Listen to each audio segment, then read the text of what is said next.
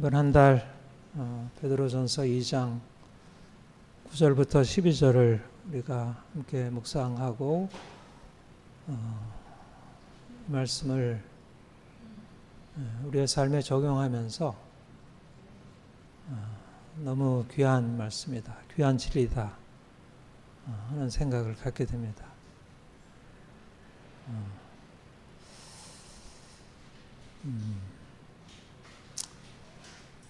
하나님이 우리를 위해서 행하신 일이 얼마나 놀라운지,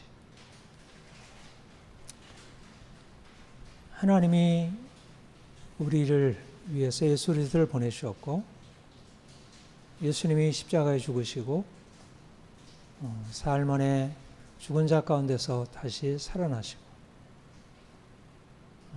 그리고 예수님의 그 생명을 성령께서 우리에게 알려주시고 전해주시고, 그래서 우리의 삶에 새로운 시작이 주어졌다는 것입니다.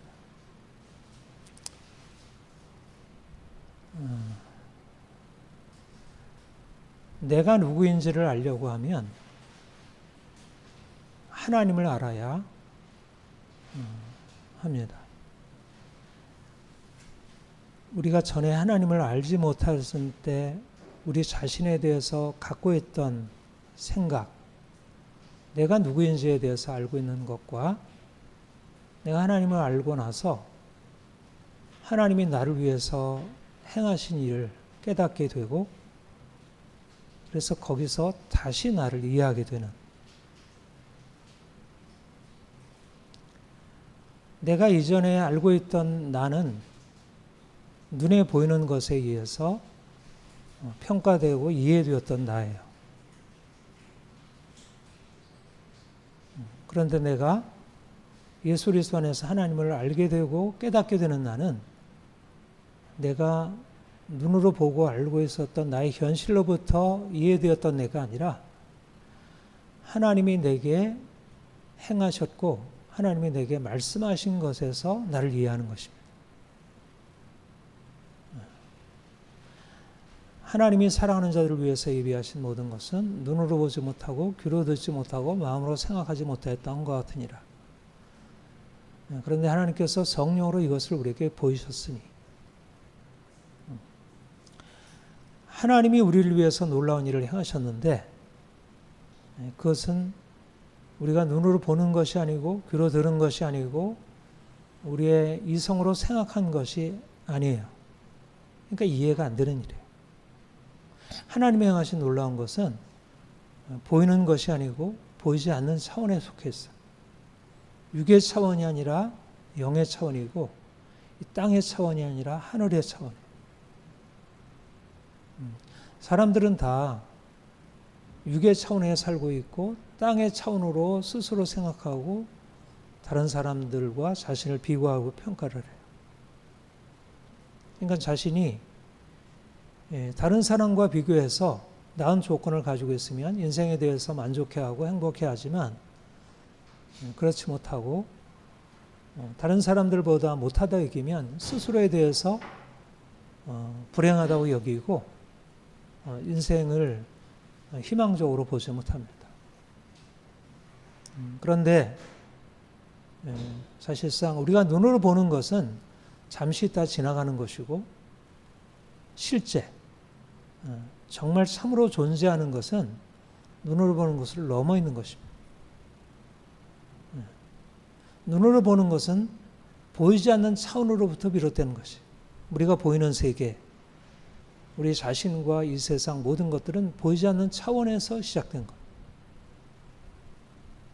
보이는 것에서부터 자신을 이해하면 물론 그 안에서는 어느 정도의 진리가 그 안에 드러나지만, 진정한 진리, 참된 실제는 보이는 것을 넘어서 하나님을 알 때야 비로소 주어지게 돼요.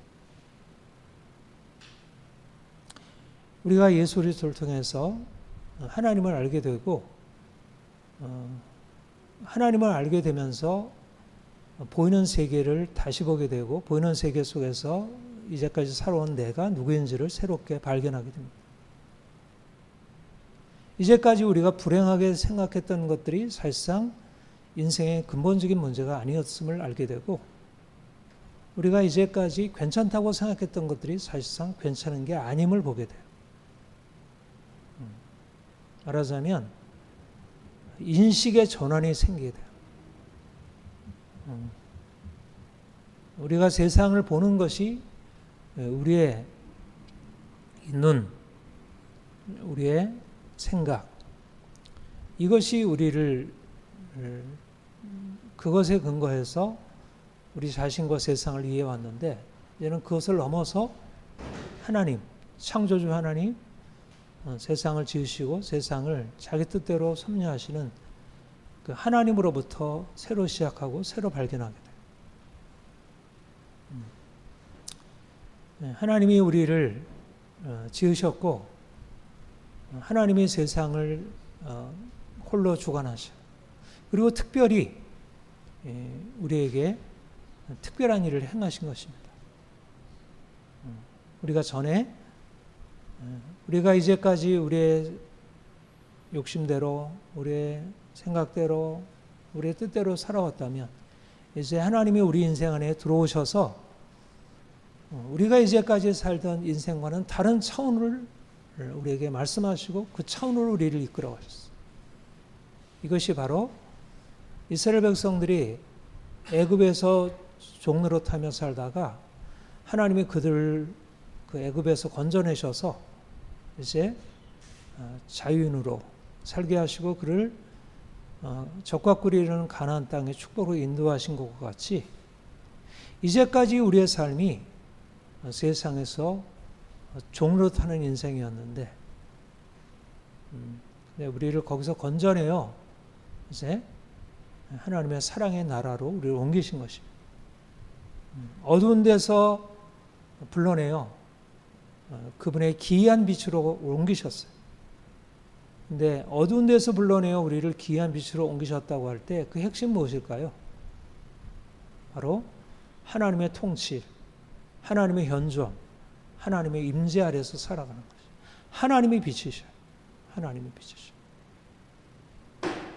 우리가 어두운 가운데 있다는 것은 인생을 보이는 것에 근거해서 내가 인생을 주도하고 내가 원하는 것을 하고 우리 육체가 우리 인생을 끌어가는 것이었어요. 그래서 어떤 때는 인생이 잘 되는 것 같기도 하고, 어떤 때는 인생이 너무 크게 문제가 있어 보이기도 하고, 이게 어둠 가운데 살던 삶이었어요. 어둠 가운데 사는 삶은 내가 주도하는 인생이에요. 왜 내가 주도하는 인생이 어둠일까요? 사실 내가 주도하는 것 같지만 그 배후에 다른 영적인 세력이 있다는 거예요. 공주의 권세 잡은 자가 세상을 다스리고 자기 인생의 주인으로 행하는 사람들을 위에 군림하고 그들을 온갖 거짓과 욕망으로 끌어가고 있어요. 자신들이 주도하고 있다고 생각하지만 자신이 주인이 아니라 사실상 사단의 종로 타고 있는 것이고, 죄와 사망의 종이 되어 살아가는 것입니다. 하나님께 불순종하고 그리고 죄와 사망의 존재하는 삶을 살아가는 것이 내가 주도하는 인생을 사는 삶이에요. 그게 사람들이 살아가는 어두운 인생이에요. 전에는 우리가 어둠이더니 이제는 주 안에서 빛이라. 전에는 너희가 백성이 아니더니 이제는 하나님의 백성이요. 하나님의 백성이 된다는 것은 빛이신 하나님의 통치 아래 산다는 거예요. 하나님을 떠나는 것이 어둠이고 하나님의 통치 안에 들어가는 것이 빛이에요. 그분이 우리를 다스리시고 그분이 우리에게 말씀하시는 것을 듣고 우리가 거기에 반응하기 시작하면 우리 안에 있었던 모든 어둠이 물러가고 새로운 삶이 시작이 돼요. 사람들은 이성이 빛이라고 생각해요. 이성이. 과학이 빛이라고 생각해요. 물론 그것도 작은 빛인 것은 사실이죠. 그러나 모든 빛의 근원, 이 세상에 존재하는 물리적인 빛, 우리 지상에 존재하는 빛, 모든 빛의 근원은 하나님이시고, 그분을 떠나서는 물리적인 빛도 우리 지상의 빛도 결국 어둠의 그 세력을 피할 수가 없어요. 공중의 권세 잡은 자, 그 어둠의 영들이 세상을 지배하고 다스리고, 결국 어둠의 영들이 과학을 가지고 세상을 파괴하고, 과학기술을 가지고 파괴하고, 어둠의 영들이 사람들 안에 온갖 거짓말을 심어주어서 하나님을 대적하고 자기 욕망대로 살게 하고 죽음에 이르게. 그런데 놀라운 것은 우리가 그 아래에 살고 있었고, 그래서 진노의 자녀였는데 하나님의 긍휼이 우리에게 나타나서 우리를 그 죽음에서, 그 진노에서 건지셨고, 이제는 사랑받는 자로 살게 하신 거예요. 여러분, 지난주에 말씀드린 우리가 긍휼을 얻은 자 되었다는 게 얼마나 귀한 일이에요. 사실 여러분, 인생에 있어서 가장 중요한 게 뭐예요? 하나님의 긍휼입니다. 이것은 모든 사람들에게 가장 중요한 부분이에요. 인생은 그렇게 행복하고, 인생은 그렇게 미래가 낙관적이고 그렇지 않아. 인생은 굉장히 비참하고 처참하고, 인생은 굉장히 불행하고 어둠에 있어서 너무나 취약한 인생을 살아가고 있어요. 하나님의 긍휼이 우리에게 나타나서 우리를 그 어둠에서 건져내요, 우리를 빛 가운데로 들어가게 하시는 놀라운 역사를 행하셨고, 지금도 끊임없이 우리를 어둠이 공격하고 있지만, 그러나 주의 긍휼이 우리를 붙들고 있고, 우리가 그 긍휼 안에 살고 있습니다. 긍휼을 얻기 위하여 때를 따라 없는 돕는 은혜를 얻기 위하여 은혜 보좌 앞으로 담대히 나아가 그 은혜가 우리에게 주어지는 역사를 경험하고 살아가는 것, 얼마나 좋아요. 여러분, 우리는 이전과 이후가 전혀 달라진 인생을 삽니다. 이전에는 어디에 살았어요? 애굽, 종노릇, 노예로서의 삶, 죄와 사망의 종으로 사는 인생을 살았어요. 누구도 거기서 벗어나려고 하지만 벗어날 수 없어요. 어둠 가운데 산 것입니다. 우리가 살고 있는 장소는 어둠이라는 곳이에요. 어둠. 지금도 하나님 없이 자기 뜻대로 자기 스스로 인생을 살아가는 사람들은 다 어둠 가운데 살아가고 있어요. 전에는 우리가 긍휼을 얻지 못하고 하나님의 통치, 하나님의 백성이 아닌 자들로 불행하게 살았습니다. 그런데 이제는 우리 긍휼을 얻게 되었고, 하나님 백성으로서 하나님의 통치 아래, 그 사랑의 통치 아래 사는 자가 되었어요. 여러분, 인생에 문제가 있습니까?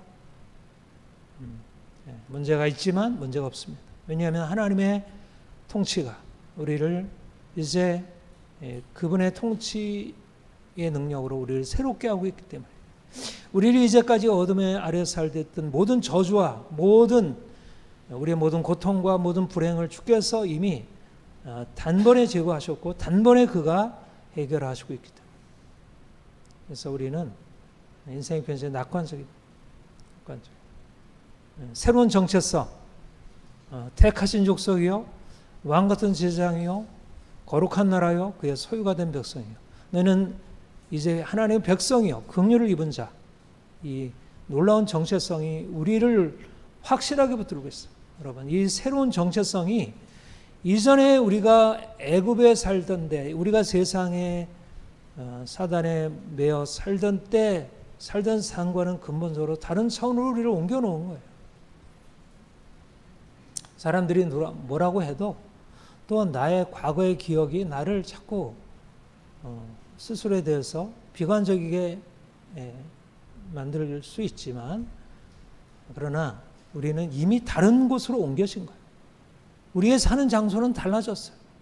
이전에 살던 장소가 아니고 이제는 새로운 장소로, 새로운 사랑이 있는 곳, 하나님의 사랑이 있는 곳, 생명이 있는 곳, 역동적으로 우리의 삶이 성장할 수 있는 곳, 새로운 곳으로 옮겨진 거예요. 사랑하는 자들아, 거류민과 나그네 같은 너를 권하노니. 거류민과 나그네, 무슨 말일까요?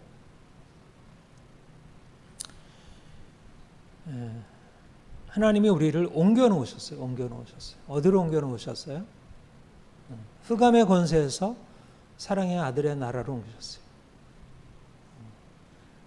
이 사단이 통치하는 곳에서 하나님의 통치하는 곳으로 우리를 옮겨 놓으셨어요. 그곳을 세상이라고 말합니다. 애굽이라고 말하고 바벨론이라고 말해요. 사람들은 그곳에 살고 있어요. 자기의 욕망이 이끄는 대로 자기의 계획을 가지고 이렇게 하면 행복하겠다. 아구스티누스가 그것을 뭐라 그러냐면 땅의 도성. 땅의 도성. 근데 우리는 하나님의 도성, 하나님의 통치하시는 것 옮겨졌어요. 그런데 우리가 지금 그 옮겨진 곳에 살고 있지만, 그러나 지금 우리가 어디에 살고 있죠? 우리가 여전히 이 땅에 살고 있는. 우리는 이중적인 정체성이 있어요. 우리는 이미 세상에 속한 자가 아니에요. 이 세상에서 애굽에서 떠나온 사람들이에요. 애굽은 우리의 본향이 아니에요. 이 세상은 우리의 본향이 아니에요. 이 세상에서 우리가 잘 먹고 잘 살고 이 세상에 뭔가 그럴듯한 것을 지어서 우리가 원하는 일을 성취하고 많은 사람들 대대 이곳을 물려주려고 하는 게 아니에요. 우리의 기업은 여기 있잖아요. 이런 의미에서 우리는 본향을 떠난 사람들이라는, 갈 때 우리를 떠나서 아브라함이 하나님이 지시한 약속의 땅으로 나아가듯이 이스라엘 백성들이 애굽에서 떠나서 광야를 지나 가나안으로 나가듯이 이제까지 살던 곳에서 떠나 이제 새로운 장소로 옮기고 있는 중이에요. 그런데 아직 우리가 들어갈 본향은 우리에게 완전히 주어졌잖아요. 그러니까 우리는 지금 어떤 중간 지점에 있는 것이죠. 중간 지점. 이미 우리가 살던 그 본향에서 떠났고 또 우리가 들어갈 본향에서 완전히 우리가 우리의 삶에 모든 것을 누리고 행복을 누리는 그런 상황이 아니고, 이미 아니고 아직 아니고, 이미 세상이 아니고 우리가 살던 그곳이 아니고 아직 우리가 처할 그 본향에 들어가지 못했어요. 우리는 지금도 나그네로 살고 있는 거예요. 나그네로 산다는 말은 우리가 이 전에 살던 곳에서 떠났기 때문에 더 이상 이 세상을 우리의 본향으로 삼지 않는다는 얘기고, 우리가 갈 본향은 앞으로 저 미래에 있어서 아직 도달하지 못해서 지금 우리가 그 나라를 향해서 살아가고 있는 것이죠. 우리의 시민권은 하늘에 있는지라 하늘로부터 우리에게 다시 찾아오셔서 우리를 구원하실 자를 기다린다 했죠. 이게 우리의 새로운 정체성. 나그네, 거류민과 나그네라는 새로운 정체성. 무슨 말입니까? 이 세상에 살지만 이 세상에 속하지 않았다는 거예요. 이 세상에서 세상 사람들이 갖고 있는 어떤 삶의 지향과 목적과 이것이 더 이상 우리의 것이 아니라, 사람들은 이 세상을 무엇으로 여기고 살아가죠? 자기 본향으로, 자기의 고향으로, 자기의 거주지로, 여기다가 영원한 도성을 짓고 여기 속에서 내 인생을 확고하게 만들려고 해요. 그것이 행복한 인생이고 성공적인 인생이라고 생각해요.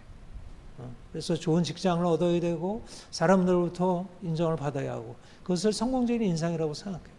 주님이 우리에게 말씀하는 것은 그것이 우리에게 성공적인 인생이 아니라는 거예요. 우리 인생에 있어서 성공은 거류민과 나그네로서 성공하고 있느냐는 거예요. 세상을 제대로 떠나왔느냐, 세상에 속하지 않고 세상과 다른 인생을 살아가느냐, 그게 성공이라는 거예요.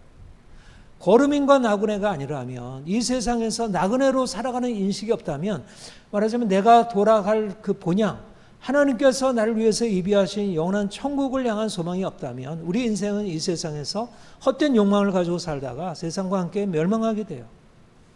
여러분, 중요한 것은 뭐냐면 애굽에서 떠나왔고 우리가 적과 꿀이는 가나안 땅, 하나님이 약속하신 축복의 땅으로 우리가 나아가도록 우리가 부름받고 있다는 거예요. 그러니까 현실 속에서 우리가 사람들이 누리는 것 같은 이런 것으로 우리가 다 누리고 있는 것에서 우리 자신이 잘하고 있다고 생각할까요? 사람들은 당신 직장 어디 다녀? 당신 연봉이 얼마나 돼? 당신 삶이 지금 어떻게 여유가 있어? 자녀들은 어떻게 되고 있어? 이것을 가지고 평가하잖아요. 이 세상에서 어떤 형편에 처해 있느냐가 인생의 중요한 평가 기준이에요. 이 세상에서 잘 되면 이 세상을 잘 사는 것이고, 이 세상에서 사람들이 인정하는 그런 지위와 그런 것을 누리지 못하면 인생을 잘 못 산다고 생각해요. 그런데 주님이 우리에게 말씀하는 것은 우리가 주목하는 것은 보이는 것이 아니요 보이지 않는 것이니 보이는 것은 잠깐이요 보이지 않는 것은 영원합니다. 보이는 세계에서 이 사람들이 원하는 것을 구하고 그런 것들을 얻었다고 기뻐하고 그런 것을 얻지 못했다고 사람들을 멸시하고 살아가는 사람들은 결국 이 세상을 본향으로 삼고 있는 사람들은 이 세상이 어떻게 돼요? 지나간다는 거예요. 지나간다는 거. 이 세상의 것으로 자기 인생의 목적을 삼고 인생을 거기에다 의미를 두고 살아가게 되면 이 지나가는 세상 속에서 슬피 울며 이를 감이 있다는 거예요. 하나님이 우리에게 주시는 행복이 뭡니까? 우리로 하여금 눈이 열려 우리가 주목하는 것은 보이는 것이 아니요 이 세상에서 사람들이 지향하는 돈과 명예와 즐거움과 행복이 아니고 하나님이 우리를 위해서 예비하신 영원한 영광, 그것이 우리의 눈에 보이게 되고 우리가 주목하는 것은 보이지 않는 것이니 하나님이 우리를 위해서 장차 오셔서 우리의 왕이 되시고 우리를 다스리시고 우리를 영원한 영광으로 이끌어 가실 것을 바라보고 이 땅을 나그네로서 충실하게 그 하나님이 우리에게 부르신 부름의 목적에 합당하게 살아가는 것, 우리가 거룩한 백성으로 살아가는 것, 이것이 우리의 삶의 의미이고 방향성이라는 것. 말하자면 우리의 정체성이 달라졌기 때문에 우리의 목적이 달라진 것입니다. 우리의 정체성이 거룩한 백성이 아니라면, 왕 같은 자양이 아니라면 애굽에서 조금 더 좋은 저기 차지하고 우리가 좋은 주의 차지하고 그럴 것인데 하나님은 애굽을 떠나 광야로 보내시고 광야에서 훈련하시고 가나안으로 인도하시는 거예요. 우리는 광야가 애굽보다 낫다는 거예요. 애굽에서의 풍요함보다도 광야에서의 메마름이 훨씬 낫다는 거예요. 왜냐하면 우리가 바라는 것은, 우리가 주목하는 것은 보이는 것이 아니기 때문에. 그런데 많은 사람들이 주님께서 우리를 부르신 부름의 목적을 생각하지 못하고 여전히 눈앞에 보이는 목적을 위하여 자기가 나그네라는 생각을 벗어버리고 마치 이 세상을 자신의 고향처럼 생각하고 자꾸 이 세상에 정착을 하려고 하는 거예요. 여기다가 뿌리를 내리려고 하는 거예요. 이 세상 속에다가 무엇인가 확고한 정착을 하려고 하는 거예요. 물론 세상에서 좋은 직업을 가질 수도 있고 내가 전문가가 될 수도 있고 사회적인 지위를 가지고 인정을 받을 수도 있죠. 그러나 의식은 어떻게 돼요? 거류민과 나그네가 되어야 한다는 거예요. 거류민과 나그네로서 이 세상을 본향으로 삼고 있는 이방인들 중에 다른 방식의 삶을 살아가는 것입니다. 전혀 다른 정체성과 전혀 다른 목적과 소명과 사명을 가지고 살아가는 것입니다. 그러니까 우리가 이러한 거류민과 나그네로 산다는 것은 이 세상을 본향으로 삼고 있는 사람들과 질적으로 동질 집단이 아닌가. 동질 그룹이 아닌가.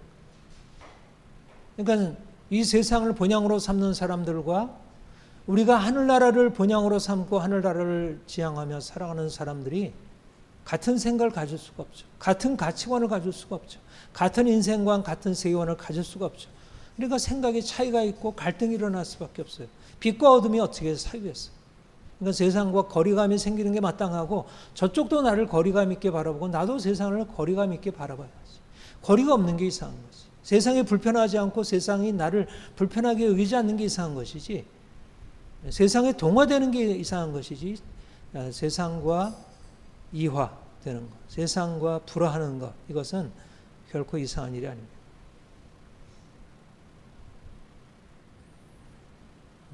사랑하는 자들아 거류민과 나그네 같은 너를 원하노니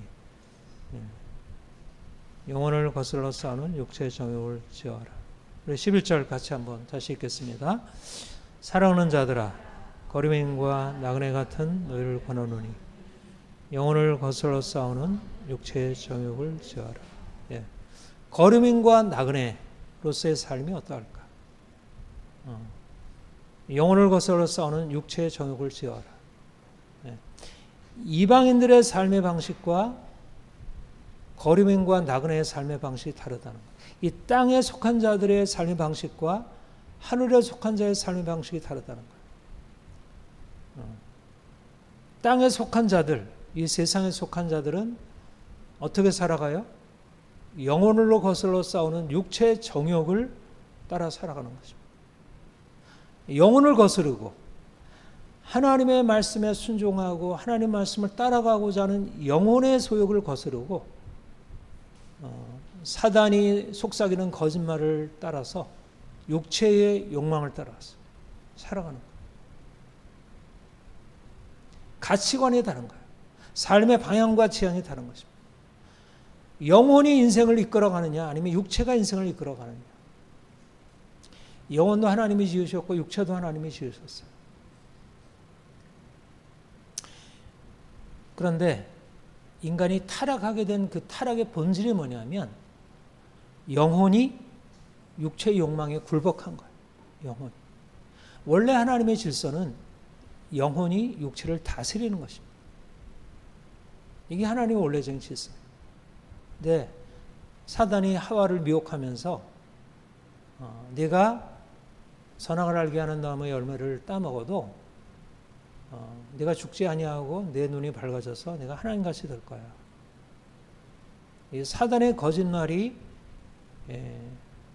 하와의 영혼을 오염시키고 어둡게 한 거예요. 그래서 그가 선악을 알게 하는 나무의 열매를 바라보니까 이게 너무 좋게 보인 거죠. 보암직하고 먹음직하고 지혜롭게 할 만큼 탐스럽게 보인 것입니다. 말하자면 무엇을 본다는 것은 영혼의 일이고 육체의 일이에요. 그런데 육체로 보는 것을 영혼이 잘못 판단하게 할 수 있다. 영혼은 육체로 보여지는 것을 절제해서 제대로 된 방향으로 이끌어가야 하는데 이게 영적으로 공격을 받게 되면 영혼이 병들게 되고 영혼이 오염되고 영혼이 어두워지면서 총명이 어두워져서 판단력을 흐려버린 거예요. 하나님이 금하신 것인데 마치 그것이 인생을 행복하게 할 것처럼 자기의 인생을 더 낫게 할 것처럼 착각하게 만들어요. 그래서 그것을 따먹고 하나님 말씀하신 것을 거슬러서 불순종을 해야 하는 거예요. 영혼이 하나님의 명령, 하나님의 뜻에 따라서 순종하는 것을 택했어야 하는데 영혼이 하나님의 명령을 거슬러서 불순종의 길로 갔어요. 그게 바로 육체의 욕망을 따라 행한 것입니다. 영혼을 거슬러서 행하는 육체의 욕망이 영혼을 오히려 위에 올라서서 영혼을 마음대로 휘젓게 하고 영혼은 이제 육체의 욕망에 종속되는 존재가 됐어요. 아담 이후의 모든 사람들이 이런 인생을 태어나면서부터 시작합니다. 영혼을 거슬러 싸우는 육체의 욕망이 인생을 다 장악하는 것이 인생의 본래 모습이에요. 이게 죄의 종된 모습이고 이로 인하여 사람들이 진노의 자녀가 되고 사망의 종이 되었어요. 이방인들이 이렇게 살아가요. 세상 사람들이 이성이 있고 세상 사람들이 도덕성이 있고 나름대로 인생을 긍정적으로 만들려고 하지만 영혼을 거슬러 싸우는 육체의 정욕이 사람들을 장악하고 사람들을 죄로 끌고 가고 죄값은 사망이요. 육체의 욕심이 사람들을 죄로 인해서 사망으로 이끌어 가게 되었습니다. 구원이란 무엇인가요? 구원이란 하나님이 우리에게 찾아오셔서 우리의 오염된 영혼, 더러워진 영혼을 깨끗하게 씻어 정결케 하고 이제 순종하는 하나님이 말씀하신 것에 순종하는 영혼, 이게 영혼의 구원이에요. 푸시케가 영의 소원을 따라 행하는 것입니다. 우리가 전에 단지 푸시케였을 때, 혼이었을 때는 우리가 육체의 욕망이 우리 영혼을 끌어가서 우리를 죄로 끌고 가고 우리가 죽음에 이르게 되었는데 이제 주님께서 오셔서 우리 안에 썩지 아니할 영으로 거듭난 생명으로 우리를 거듭나게 하셔서 우리가 이제 하나님의 말씀을 듣고 하나님의 말씀에 반응하는 존재가 된 것이에요. 이게 구원이에요. 구원이란 우리의 영혼의 질서가 바로 잡히게 된 거예요. 우리가 지난번 에베소서 4장 강의할 때도 여러분들에게 그 말씀 드렸지만 인간의 영혼의 질서는 영혼이 영에 복종하고 영은 하나님께 복종하고 그리고 영혼이 육체를 다스리는 것입니다. 이게 영혼의 질서예요. 이게 구속받은 영혼의 질서예요. 구속받은 영혼의 질서 어떻게 된다고요? 하나님이 말씀하는 것을 영이 듣고 영이 혼에 내 지정이라는 혼의 방향을 열어주고 그래서 혼이 이제 영이 하나님께 말씀하는 것을 듣고 거기에 반응하는 방식으로 살아가게 돼요. 그리고 그 혼이 이제는 육체의 욕망을 다스리고 지어하는 일을 하게 돼요. 이것이 구속이에요. 구원이란 우리의 혼이 육체의 욕망을 따르던 혼이 이제는 하나님의 말씀에 순종하고 영의 소원을 따라가는 방식으로 바뀌어지는 거예요. 이전에 우리가 왜 더러운 인생, 죄 가운데 살아가는 인생으로 살아가게 되었나요? 우리 영혼이 더러워져서 우리의 영혼이 어두워져서 하나님의 말씀보다도 우리 내면에 일어나는 욕망을 쫓아가게 된 거예요. 여러분, 우리 안에 선한 것이 없고 우리 안에 악한 것으로 가득 차 있는데 하나님이 말씀하시는 바깥의 빛이 우리에게 주어져야 이 어둠이 해결되는데 우리 안에 있는 육체의 욕망과 그 욕망을 따라가는 우리의 마음과 그리고 그것을 정당화하는 어떤 이성적인 논리가 결국 인생을 점점 어둠으로 가게 돼요. 이 세상에서는 그래서 인생의 문제는 어떤 것으로도 해결이 없는 거예요. 우리 자체 안에는 인생은 스스로 인생의 문제를 해결할 수가 없어요. 인생이 도덕적으로 자기의 문제가 있음을 알고 그것을 고치려고 종교적으로 노력하고 도덕적으로 노력해도 인생은 바뀌지 않아요. 어디서 인생의 혼이 어떻게 바뀌어질 수 있을까요? 어둠에 잠겨있는 혼이 그 죄악으로 더럽혀진 혼이 어떻게 근본적으로 달라지고 새로워질 수 있을까요? 밖으로부터 빛이 오는 거예요. 밖으로부터 빛이 와서 우리 어둠을 드러내고 그 어둠을 그리스도의 피로 깨끗하게 씻어 정결케 한 이후에 우리 영혼이 깨끗게 되고 그래서 우리의 영혼의 소원들이 하나님의 뜻에 합당한 것이 되어서 우리가 그 뜻에 합당하게 따라 살아갈 수 있게 되는 거죠. 이게 놀라운 변화죠. 그러니까 우리 믿는 사람들의 이 생각과 마음이 어떻게 근본적으로 달라지냐면 우리 스스로 되는 게 아니고 하나님이 예수 그리스도 안에서 우리를 그 죄에서 건져내어 우리를 새롭게 하시는 거예요. 이게 거룩함이에요. 거룩함.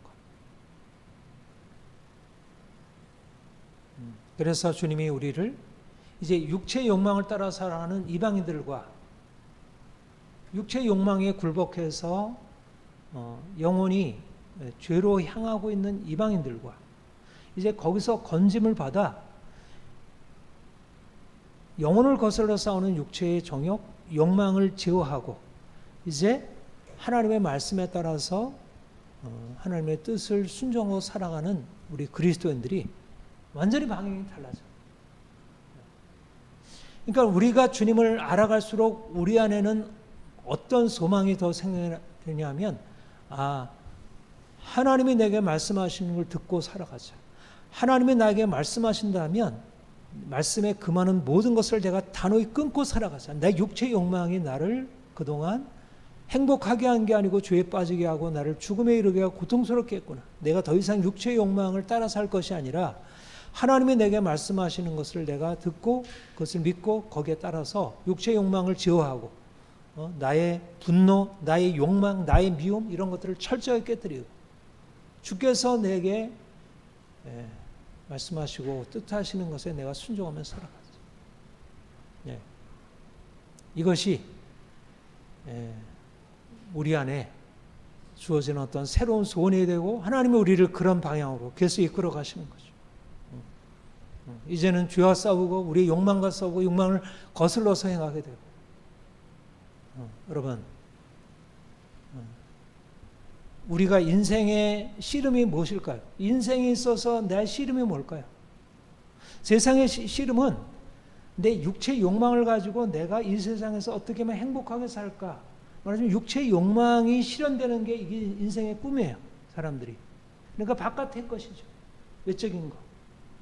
돈 많이 버는 것. 내가 좀 더 많이 먹고 좀 더 행복하게 내가 인생을 누리고 살아가는 것. 이것이 인생의 꿈이에요. 인생의 비전에 보이는 것에 있어서 인생을 잘 누리는 것. 그런데 주님이 우리에게 오셔서 하나님을 보게 하시고 하나님을 알게 하시고 그분이 우리에게 말씀하는 걸 듣게 하시고 그분이 우리에게 보여주시는 것을 알게 하고 그분이 우리에게 말씀하는 것은 내가 거룩하니 너희도 거룩하라. 이제까지 너희가 살던 육체의 욕망을 따라 부정한 것에 사는 삶에 더 이상 계속하지 말아라. 거기서부터 당장 벗어나서 깨끗하고 정결한 인생을 살아가라. 그렇게 말씀하고 이제 육체의 욕망으로 끌어가던 나의 육체의 더러움을 끌어가던 나의 육체의 욕망을 단호하게 끊어내는 새로운 삶으로 살아가기로 행하는 것입니다. 이게 주님이 이곳에서 하시는 일이고 여러분들에게 말씀하는 일. 그러니까 인생의 씨름이 어디에 있느냐가 달라진 거예요. 인생의 씨름이 내 인생이 좀 더 돈을 좀 더 많이 벌어야지. 그리고 또 좀 더 집을 크게 해야지. 우리 자녀들에게 좀 좋은 대학 보내고 어떻게 인생을 좀 미래가 그럴듯하게 만들어야지. 이런 게 아니고 그런 어떤 인생의 육체의 욕망이라는 것이 인생을 끌어가는 것이 아니고 보이는 세상에서의 삶의 행복이라는 것이 인생을 끌어가는 게 아니라 하나님이 보이지 않는 하나님이 내게 말씀하시고 우리에게 하늘의 영광을 보이시고 네가 하늘의 영광에 오르기 위해서 네 영혼을 깨끗게 해라. 네 영혼이 깨끗되고 정결하게 되고 영혼이 깨끗해지기 위해서 육체의 욕망을 거스르고 이것과 싸우고 그것을 단호하게 제거해라. 네 내면 안에 거룩함이 이루어져야 한다. 네 내면 안에 새로움이 이루어져야 한다. 그러니까 우리의 삶에 있어서 광야와 고통이 벗어버려야 할 것이 아니고 그 광야의 고통이 우리 인생을 정화하고 깨끗게 하는 일의 의미를 가지는 거죠. 그러니까 이 광야의 생활에서 빨리 벗어나서 내가 왜 예수를 믿어도 왜 이렇게 힘겨운 인생을 살아? 말하자면 인생을 육체의 욕망으로 바라보는 사람들은 광야의 시간들이 너무 싫고 이것을 빨리 끝내고 싶고 하나님 빨리 우리를 저 가나안의 적과 꿀리는 땅으로 인도해 주세요. 그런데 육체의 욕망을 따라서 바라보는 가나안의 꿈은 사실 가나안이 아니고 애굽인 거예요. 그러니까 나 빨리 좀 돈 좀 벌게 해주세요. 나 빨리 이 불행에서 벗어나게 해주세요. 그런 생각은 사실상 여전히 육체의 욕망이 그를 끌고 있는 것이에요. 사람이 떡으로만 사는 것이 아니고 하나님의 입으로 나오는 모든 말씀으로 산다는 것. 하나님이 보이고 말씀이 들리고 그 말씀 안에서 순종하는 것이 열려져야 되는데 하나님 말씀이 들리지 않고 하나님이 믿어지지 않고 우리 내면 안에 있는 형편이 보이지 않고 이렇게 되고 살아가니 인생이 어떻게 하나님의 뜻하신 그 아름다운 거룩함을 이뤄갈 수 있겠어요? 하나님의 거룩함이 없는데 어떻게 삶에 하나님의 축복이 있을 수 있겠어요? 축복이 없는 거죠. 여러분 우리가 이 세상에 사는 거루민과 나그네로 살아간다는 삶의 의미가 무엇인가? 바로 이런 면의 차이가 있다. 이 세상을 본향으로 삼는 사람들은 육체의 욕망을 위해서 자기가 인생이 잘되고 행복하고 많은 사람들로 인정받는 그 인생을 목표로 향해서 살아간다면 우리가 주님께서 우리를 이끌어 가시는 하늘 영광을 위해서 살아가는 사람들은 우리의 영혼이 깨끗게 되고 영혼이 새로워지고 우리의 내면의 거룩함과 온전함이 세워지는 것을 향해서 살아가게 된다는 거예요. 여러분들 안에 새로운 소원이 일어나기를 원합니다. 하나님, 내가 육체가 아니라 내 영혼이 깨끗하고 성결하게 되고 내 영혼이 주의 말씀에 순종하고 진리에 복종하고 하나님을 기쁘시게 하는 삶 살기 원합니다. 이제까지 외양을 쫓아가고 사람들의 인정과 사람들이 살아가는 삶의 모습을 쫓아갔던 인생에서 이제는 철저하게 내면 안에 내 영혼 안에 하나님의 빛이 임하고 그래서 이 안에 하나님의 새로운 역사가 나타날 수 있도록 날마다 육체의 욕망을 십자가에 못 박고 주님이 우리에게 말씀하시는 것에 온전히 순종하며 살아갈 수 있기를 소망합니다. 12절 같이 읽겠습니다. 너희가 이방인 중에서 행실을 선하게 가져 너희를 악행한다고 비방하는 자들로 하여금 너희 선한 일을 보고 오시는 날에 하나님께 영광을 돌리게 하려 합니다. 보세요. 우리가 거류민과 나그네로서 세상을 살고 있어요. 그러니까 세상 사람들과 부류가 달라요. 우리가 지향하는 우리가 갈 곳이 여기가 아니에요. 우리는 여기에 외국으로 살고 있는 것이고 나그네로 살고 있는 거예요. 그런데 세상과 무관한가? 그렇지 않다는 거예요. 여러분, 하나님이 우리를 세상에서 건져내신 이유는, 세상에서 떠나게 하신 이유는 우리로 하여금 거룩한 백성, 왕 같은 제사장 삼으시려고 하는 것이죠. 왕 같은 제사장이라는 말이 무엇일까요? 제사장은 하나님과 일반 백성들을 연결해 주는 작업을 하죠. 그리고 왕 같은 제사장이라는 것은 세상을 향하여 하나님을 나타내는 자로 살아가는 거예요. 세상 하나님 모르잖아요. 근데 우리 안에 행하신 하나님의 역사를 통해서 세상으로 하여금 하나님이 누구신지를 보게 하는 것입니다. 우리가 하나님을 만나서 그분의 사랑 안에 살 때 우리 인생이 얼마나 행복해요. 사람들은 사랑이 없기 때문에 인생이 너무 불행해요. 인생이 너무 짜증나고, 인생이 너무 화가 나고, 인생이 원망과 불평과 분노로 가득 차 있어요. 사람들은 너무 인생이 힘들어. 참된 안식과 평안이 없어. 욕망이 그들을 추동하는데, 욕망이 이끌어가는 것은 미움과 싸움과 분노예요. 그런데 하나님의 사랑이 우리에게 와서 우리를 자유케 하고, 항상 기뻐하고 범사에 감사하고, 우리의 삶의 모든 것에서 우리가 기쁨과 감사와 자유함을 우리가 살게 돼요. 세상이 우리를 보면 어떻겠어요? 이상하죠? 도무지 자신들이 이해할 수 없는 거죠. 기이한 빛에 들어가 있는 게 기이한 빛. 때때로 우리를 악행한다고 비방하기까지 해요. 왜 그럴까요? 우리가 세상의 빛으로 살아가니까. 세상의 어둠을 드러내고 세상과 도무지 함께 참여하지 않으니까. 우리는 사랑 안에 살면서 세상을 그냥 인정하고 받아들이고 거기에 동화되어 살아가는 게 아니라 세상에서 나와 세상과 싸우고 죄를 드러내고 죄와 싸우고, 때로 집안 식구가 자기 원수니라 세상과 불화하는 것을 선택해요. 그러니까 세상이 볼 때 교회가 악행하는 것처럼 보여줄 수 있어요. 자기들이 원하는 것에, 자기들이 지금 계획하고 추진하는 것에 따르지 않으니까. 오히려 자신들이 행하는 것을 망가뜨리는 것으로 보이니까. 그렇잖아요. 오늘날도 악한 자들이 자신들이 꾸미는 어떤 세상의 질서를 빛의 자녀들이 나가서 그것을 드러내고 깨뜨리고 그것에 대해서 공격하면 오히려 악행한다고 비난하죠.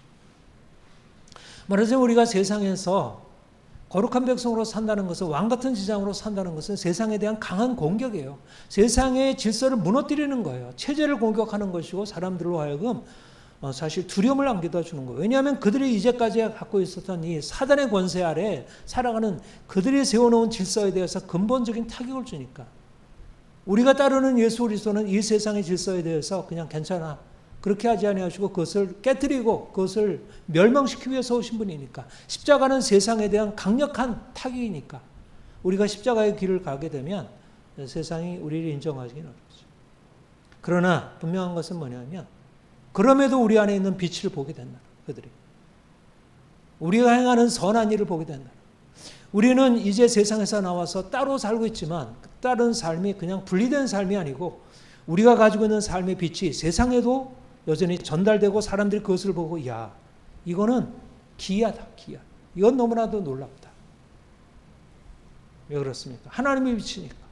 세상에 존재하지 아니하는 창조주 그분의 빛이니까. 우리 안에 예수 그리스도의 그 놀라운 생명의 빛이 있으니까. 여러분, 우리를 주님이 새로운 사명으로 이끌어 가시고 있습니다. 하나님 우리를 세상에서 불러내신 이유는 세상을 향하여 들어가 세상의 빛을 비추라 하시는 거예요. 이방인 중에 행실을 선하게 가져 사람들이 너희의 선한 일을 보고 오시는 날에 하나님께 영광을 돌리게 하라. 사람들로 하여금 너의 삶의 변화를 보여주어라. 네가 이전에 살던 삶과 이제 주님 안에서 새롭게 변화된 삶을 보여줘라. 그래서 사람들로 하여금 우리가 하나님께 영광을 돌리는 것과 함께 그들조차도 하나님께 영광을 돌리게 하라. 우리는 세상에 하나님을 나타내는 자들, 하나님의 영광을 선포할 자들, 하나님이 우리에게 행하신 그 아름다운 덕을 선포하는 자들.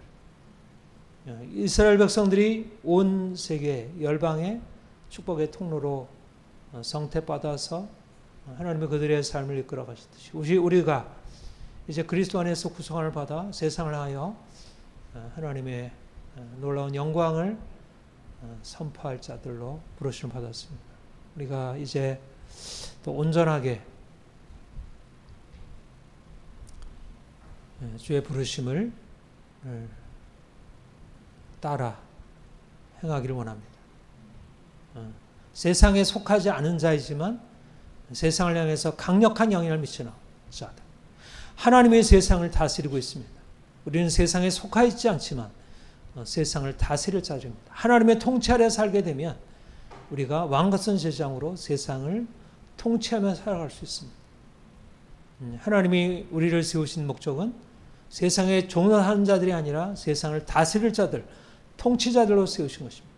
그러기 위하여 주께서 지금 이끌어 가시는 이 훈련의 시간, 연단의 시간을 믿음으로 잘 감당하시기를 축원합니다. 기도하겠습니다. 하나님 아버지, 우리를 택하신 족속, 왕 같은 세상, 거룩한 나라, 그의 소유가 된 백성 삼으시니 감사합니다. 우리를 주의 백성, 긍휼을 얻은 자 삼으시니 감사합니다. 우리를 거리면 낙인에 되게 하시니 감사드립니다. 우리 이 땅에 살지만 이 땅에 속한 자들이 아니라 하늘에 속한 자로 살게 하옵소서. 전에는 우리가 어두운 가운데 있었지만 이제는 어둠에서 나와 이제 빛 가운데 사는 자들로 이제 우리의 삶의 빛이 더욱더 온전하게 이루어지게 하옵소서. 그래서 이제 우리가 빛으로 변화된 우리가 세상을 향해 나아가 주 빛 증거하게 하여 주옵소서. 세상은 여전히 어둠 가운데 있고 어둠을 비추라 거짓말하고 있습니다. 주여, 우리가 세상에 들어가 주 빛 전하게 하시고 세상의 어둠을 깨뜨리고 세상에 하나님의 그 놀라운 영광과 거룩하심을 나타내게 하옵소서. 우리를 통해서 주님 영광 받아 주옵소서. 감사합니다. 예수님의 이름으로 기도합니다. 아멘. 찬송가 246장